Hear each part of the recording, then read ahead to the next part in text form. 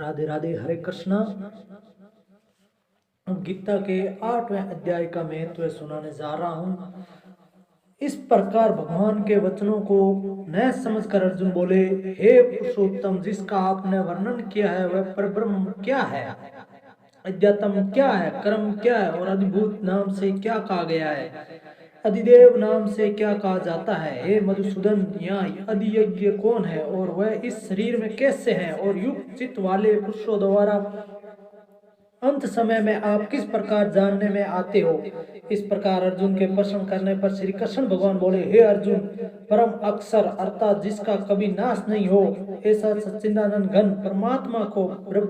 ब्रह्म और अपना स्वरूप अर्थात जीव आत्मा अध्यात्म नाम से कहा जाता है, तथा भूतों के भावों को उत्पन्न करने वाला शास्त्र विहित यज्ञ,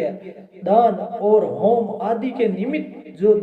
द्रव्य आदियों का त्याग है वह कर्म नाम से कहा गया है। उत्पत्ति विनाश धर्म वाले सब पदार्थ अधिभूत हैं और हिरण्य में पुरुष अधिदेव हैं। और हे देहधारियों में श्रेष्ठ अर्जुन, इस शरीर में मैं वासुदेव ही विष्णु रूप से अधियज्ञ हूँ। और जो पुरुष अंत काल में मेरे को ही स्मरण करता हुआ शरीर को त्याग कर जाता है वह मेरे साक्षात स्वरूप को प्राप्त होता है, इसमें कुछ भी संशय नहीं है। कारण कि हे कुंती पुत्र अर्जुन, यह मनुष्य अंत काल में जिस जिस भी भाव को स्मरण करता हुआ शरीर को त्यागता है उसको ही प्राप्त होता है, परंतु सदा उसी भाव को चिंतन करता हुआ, क्योंकि सदा जिस भाव का चिंतन करता है अंत काल में भी पराई उसी का स्मरण होता है। इसलिए हे अर्जुन, तू सब समय में निरंतर मेरा स्मरण कर और युद्ध भी कर। इस प्रकार मेरे में अर्पण किए हुए मन बुद्धि से युक्त हुआ निस्संदेह मेरे को ही प्राप्त होगा। हे पार्थ, ये नियम है कि परमेश्वर के ध्यान के अभ्यास रूप योग से युक्त अन्य तरफ न जाने वाले चित्त से निरंतर चिंतन करता हुआ पुरुष परम प्रकाश रूप दिव्य पुरुषों को अर्थात परमेश्वर को ही प्राप्त होता है। इससे जो पुरुष सर्वज्ञ, अनादि, सबके नियंता, सूक्ष्म से भी अति सूक्ष्म, सबके धारण पोषण करने वाले अचिंत्य स्वरूप, सूर्य के सदृश नित्य चेतन प्रकाश रूप, अविद्या से अति परे शुद्ध सच्चिदानंद घन परमात्मा को स्मरण करता है, वह भक्ति युक्त पुरुष अंत काल में भी योग बल से भ्रुकुटी के मध्यम में प्राणों को अच्छी प्रकार स्थापन करके फिर निश्चल मन से स्मरण करता हुआ उस दिव्य स्वरूप परम पुरुष परमात्मा को ही प्राप्त होता है। हे अर्जुन, वेद के जानने वाले विद्वान जिस सच्चिदानंद घन स्वरूप परम पद को ओंकार नाम से कहते हैं और आसक्ति रहित यत्नशील महात्मा जन जिसमें प्रवेश करते हैं तथा जिस परम पद को चाहने वाले ब्रह्मचर्य का आचरण करते हैं, उस परम पद को तेरे लिए संक्षेप से कहूंगा।